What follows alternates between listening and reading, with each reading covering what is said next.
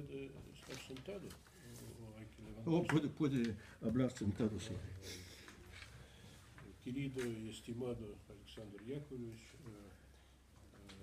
señoras y señores, queridos amigos, para mí es un gran honor hablar y estar con ustedes esta tarde por varias razones. Porque, en primer lugar, porque siendo en este momento delegado permanente de Rusia ante la UNESCO, estamos trabajando precisamente en estos días para preparar la aprobación por parte de la UNESCO del bicentenario de Iván Turgenev como un evento de carácter internacional e universal. Y creo que a lo largo de este año que viene vamos a lograr que el bicentenario de Turgenev sea verdaderamente un acontecimiento internacional. En segundo lugar, hasta hace 5 años más o menos, fui embajador de Rusia en España y durante 7 años de mi permanencia en este país tuve muchísimas oportunidades para tratar el gran tema de las relaciones culturales entre Rusia y España, como es la figura de Cervantes y de su novela El Quijote.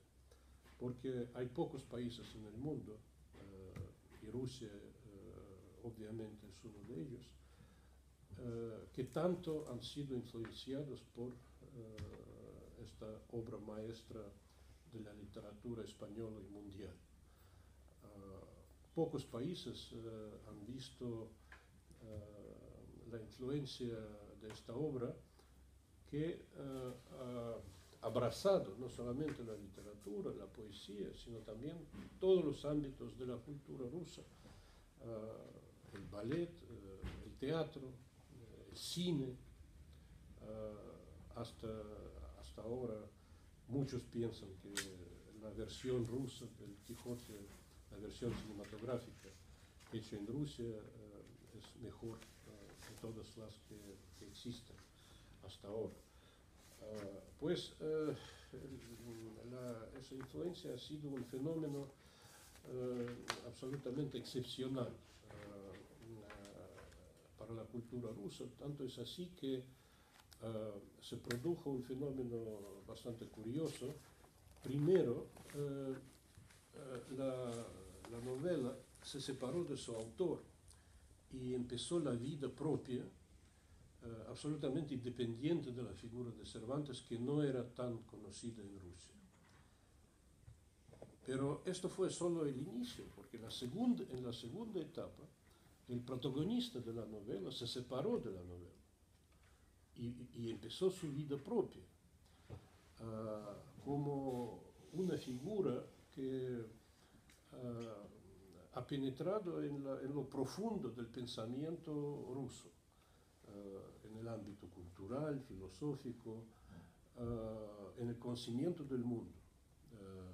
Y esa universalidad de la figura del Quijote es algo que nos aproxima mucho y crea unos lazos muy íntimos entre la cultura rusa y la cultura española. Yo soy, en ese sentido, soy discípulo, me considero discípulo del académico Bagnó, autor de la teoría que me parece muy justa, porque he visto muchísimas evidencias de que es cierto, la teoría del espacio cultural fronterizo entre Rusia y España. Un espacio en el que se han creado las obras tan importantes de la literatura rusa y española, como El Gran Duque de Moscovia de Lope de Vega, El Gran Inquisidor de Fyodor Dostoyevsky, las obras musicales de Glinka, La Jota Aragonesa, Las Noches de Madrid, etcétera, etcétera. Es decir, verdaderamente tenemos un fenómeno que yo creo que todavía merece mucho estudio, que los países que se encuentran en los extremos opuestos de Europa, y que nunca han tenido, a lo largo de la historia, nunca han tenido intereses políticos coincidentes. Muy pocas veces se produjeron encuentros históricos entre Rusia y España. Uno de los encuentros más conocidos es las guerras napoleónicas, la lucha conjunta contra Napoleón y la alianza militar, la única y la primera y la única y la última que existió entre Rusia y España en toda la historia de nuestros países. Y sin embargo, a pesar de esa lejanía, la distancia geográfica, las grandes pausas que duraron decenas de años en el siglo XIX y en el siglo XX, en las relaciones diplomáticas, políticas entre los dos países, sin embargo, la llama del interés mutuo en el ámbito cultural, literario, musical, nunca se interrumpió. Era un fenómeno permanente y hasta en los momentos más difíciles de la dictadura de Franco, el estalinismo, siempre hubo esa llama encendida entre las dos culturas, la rusa y la española. Yo creo que está por analizar. Todavía el señor Bagnó hizo muchísimo en este ámbito, estudiando el impacto que tuvo el Quijote en la cultura rusa. Durante más o menos un siglo. Yo diría que esta influencia cobró su verdadera dimensión en el momento cuando los rusos empezaron a traducir el Quijote directamente del español al ruso. Porque antes, también durante un siglo, más o menos a partir de mediados del siglo XVIII, es gracias a Francia que los rusos conocimos el Quijote. Para nosotros era Don Quijote, porque las traducciones del Quijote, y había varias, eran todas del francés. Algunas buenas, algunas no tan buenas, pero eso dependía del intérprete. Pero a finales del siglo XIX se produjo una aluvión de traducciones rusas, de español al ruso. Y ese era el momento cuando la presencia del Quijote en nuestra vida cultural se hizo tan patente y tan importante, sobre todo en la primera mitad del siglo XX. Ahora, no podemos pasar la figura de Iván Turgenev, y no solamente porque es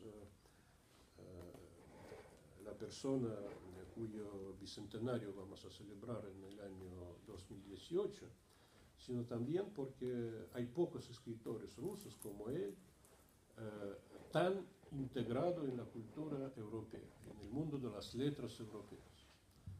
Y en primer lugar, con dos países como Gran Bretaña y Francia. El doctor honoris causa de la Universidad de Oxford, amigo y corresponsal de Charles Dickens, de varias grandes figuras de las letras británicas, pero también amigo íntimo de Flaubert, de Zola, de otros clásicos franceses del siglo XIX. Hay pocas figuras como Turgenev que ha reunido las características de un escritor profundamente ruso, profundamente nacional, una expresión pura del espíritu ruso del siglo XIX, y también las letras europeas, el pensamiento europeo, del que era uno de los mejores conocedores en Rusia de esta época. Por eso el tema que ustedes han escogido para este coloquio me parece de gran interés.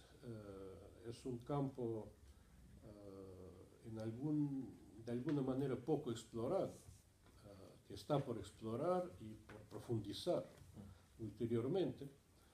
Y por eso, otra vez, agradezco a los organizadores de este seminario por invitarme a estar aquí. Y quiero desearles un debate interesante, enriquecedor, que pueda ser un inicio de otros intercambios internacionales, ruso, franco, anglo, españoles, de este tema tan rico de descubrimientos, como hemos visto en los últimos años, descubrimientos que no son teóricos, sino tienen que tener algo en común con la idea de la universalidad e integridad de la cultura europea. Muchas gracias.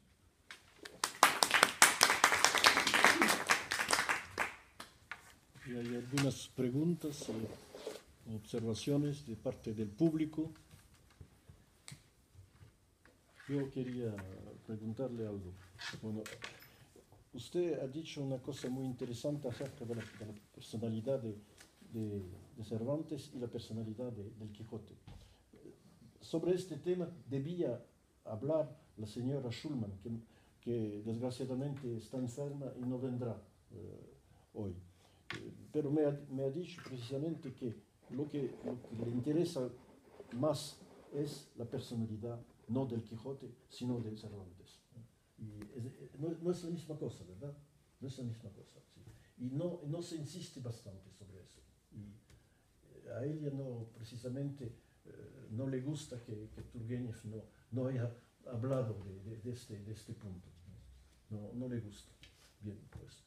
Otra cosa acerca de Don Quijote. Don Quijote no es la traducción francesa, ¿verdad?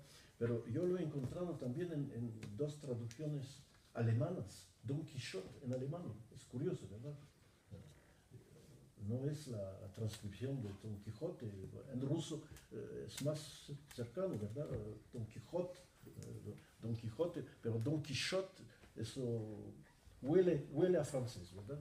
Me parece que la traducción no se dice directamente del ruso, sino pasando por una traducción francesa.